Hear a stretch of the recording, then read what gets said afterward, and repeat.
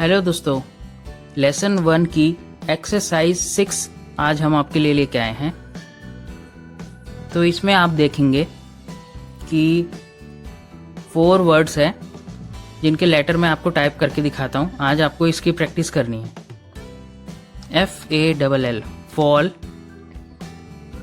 GALL girl, HALL hall, LASS less. तो ये 4 words है दोस्तों जिसकी आपको प्रैक्टिस करनी है। इसकी आप बार बार प्रैक्टिस कीजिए ताकि आपका हाथ और अच्छी तरह से होम रो पे बैठ जाए। तो इसकी आप प्रैक्टिस कीजिए आधे घंटे 1 घंटे जितना भी आपके पास टाइम है। चलिए फिर मिलते हैं नेक्स्ट एक्सरसाइज में।